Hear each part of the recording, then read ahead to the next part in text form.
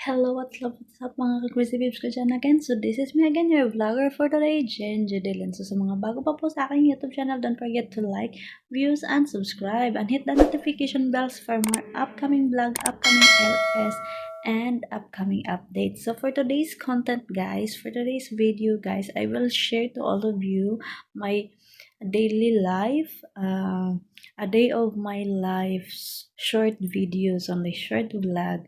Kasi wala akong magawa at wala akong maisip na vlog. So, isushow ko sa inyo kung anong ginagawa ko sa bahay if wala akong work. So, buhay OFW dito sa Singapore. So, wag na natin patagalin pa guys. So, thank you so much sa mga nagsusuporta sa akin. We keep going na po to our goals. Thank you so much po guys. Please watch and enjoy. Let's go!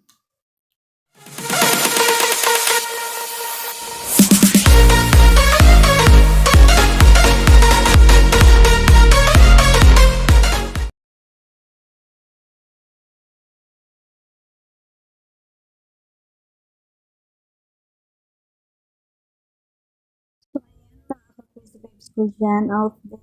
So, ayan. Kahit nag-alarm na, antok pa ang ate girl niyo. So, gusto pa yung matulog. Oh my gosh.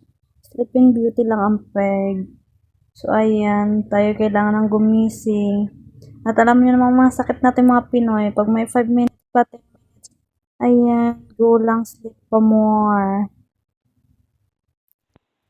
Kailangan na natin gumising, stretching muna at mag-exercise. Huwag nang pansinin ang aking mga katabaan dyan, mga crazy babes ko dyan, kasi healthy na tayo ngayon.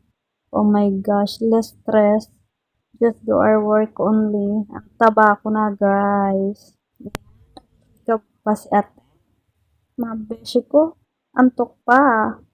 Kakapagod nga naman kasi maging caregiver guys. Hindi naman pero good morning, everyone. Good morning to all of you guys from Singapore to Philippines.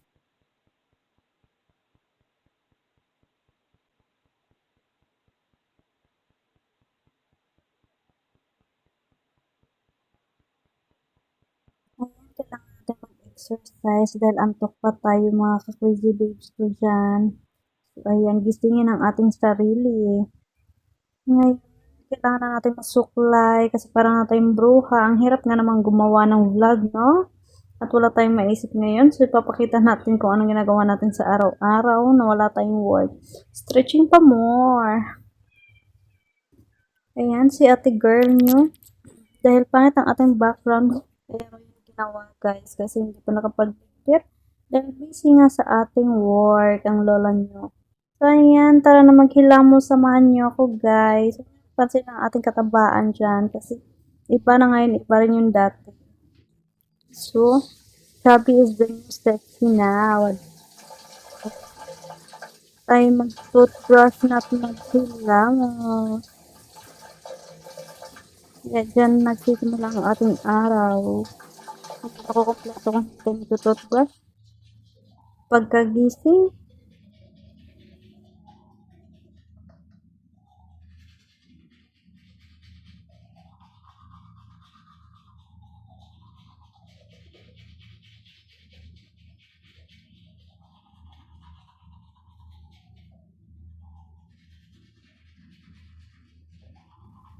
ayan ate girl, kuskusing maigi.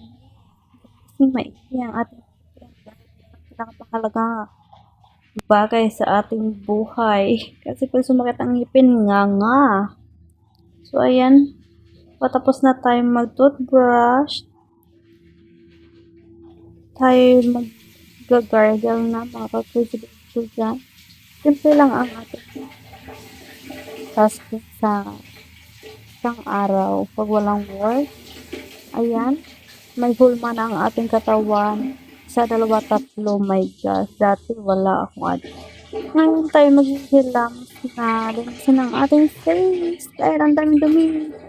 Proud user, kagaya ko. So, baka naman. Smile lang sa kalam. Kapag inggit. Rosemary lang. Pinakamalakas, guys. Baka naman, Rosemary. Kagaya ko. So, lang. Ay, bawal mag-promote. Hali.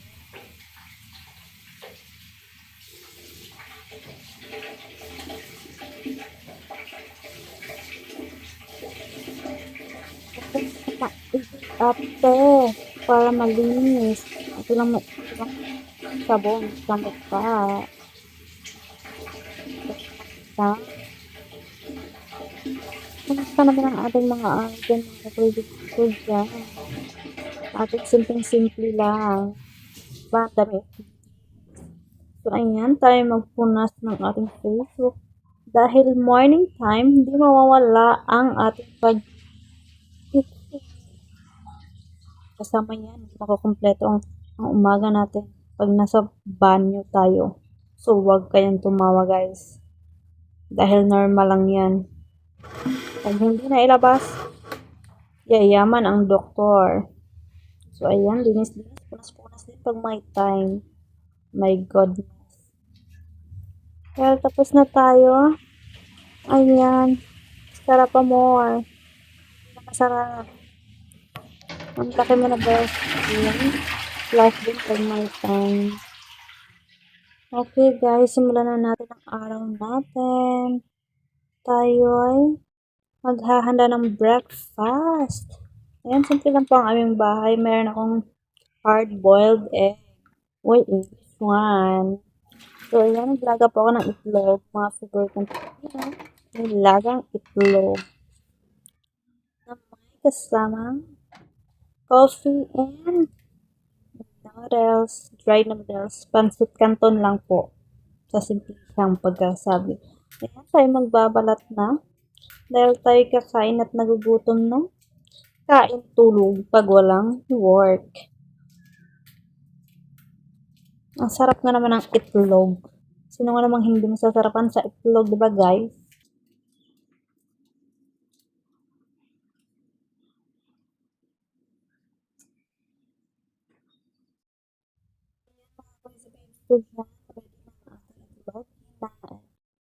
Hinayat lang natin sa gitna. At saka may forage din tayo. Ay, sosyalin ang ating lugaw lang po yan sa Pinas.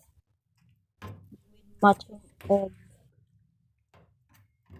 Huwag itlog ng asawa. Itlog ng manok.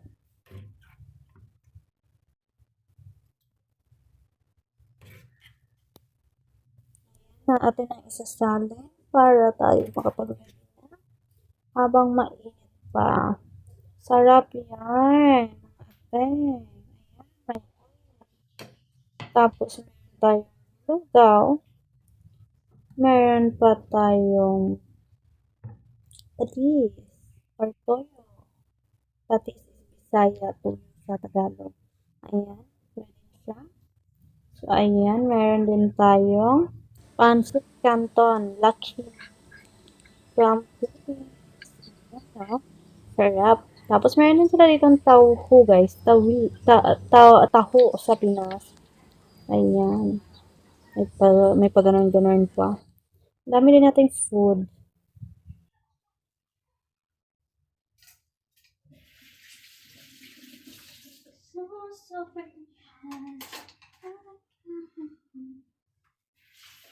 So, kumain tayo, magligpit naman ng kusina, maghugas, para wala nang gagawin mamaya. Kakain na lang tayo. At tapos na ang linisin at hugasin. Kasi marami pa tayong gagawin. Maglilinis pa tayo ng bahay later. So, huwag sayangin ang oras kasi marami pa tayong gagawin at naka-schedule, nakatukas sa buong araw, mga te. Diyos ko Lord.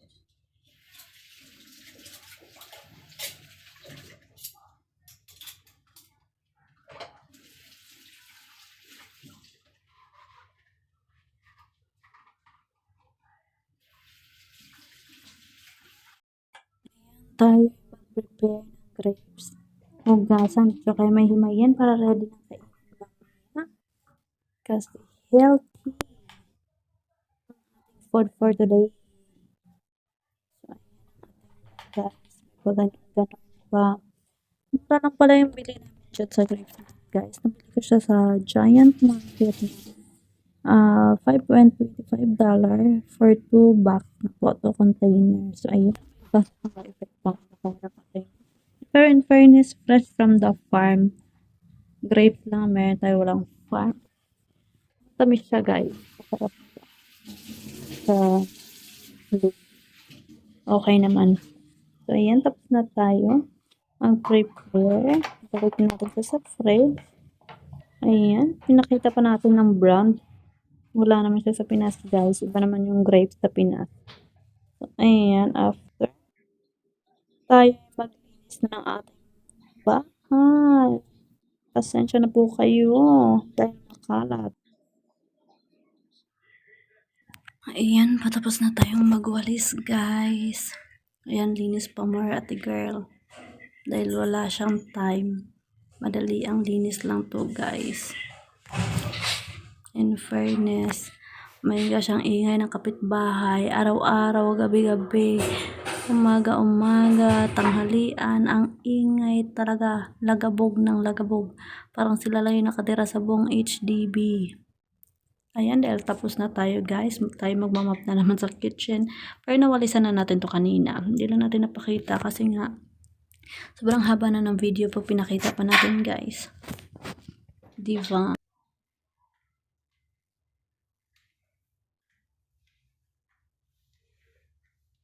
Sinipag ang Ateneo, mga ka-crazy babes ko dyan.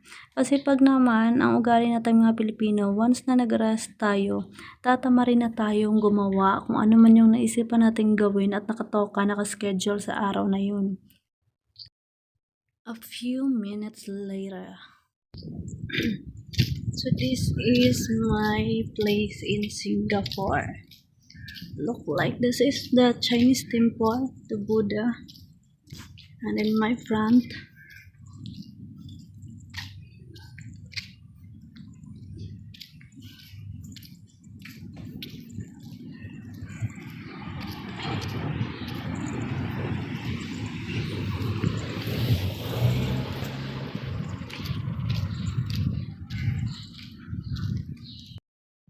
so ayan mga ka-crazy babes ko dyan. We're going to buy flowers for my friend for her birthday. So, ayan po yung aming view sa labas ng bahay. Napakalinis na naman dito sa Singapore. Wala kang makikitang polluted place, mga pollution na sasakyan. Talagang sumusunod sila sa policy nila dito sa government. Takot sila.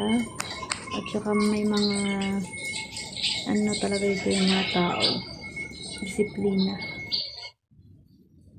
Ayan, nandito tayo malapit sa Chinese temple, guys. Ang ganda niya, guys.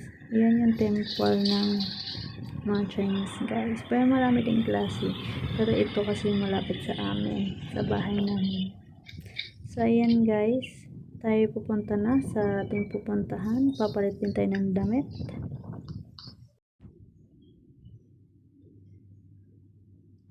Talaga nga naman ang init dito sa Singapore, guys. Ayan, pinapakita ko lang po sa inyo at mamadali po tayo. Ayan, dahil nakaligo na po tayo paalis na uli.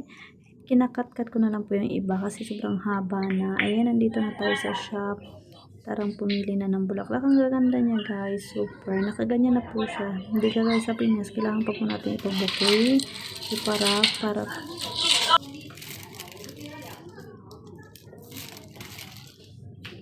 ayan, super ang gaganda-ganda niya, guys. Tapos mura lang siya, guys. Nabibili lang siya sa kaya ng budget. Mas nakikita ko pa rin siya na mahal siya sa Pinas. Pero kung iisipin mo dito sa Singapore, ayan, may napili na po tayo, guys. Ayan.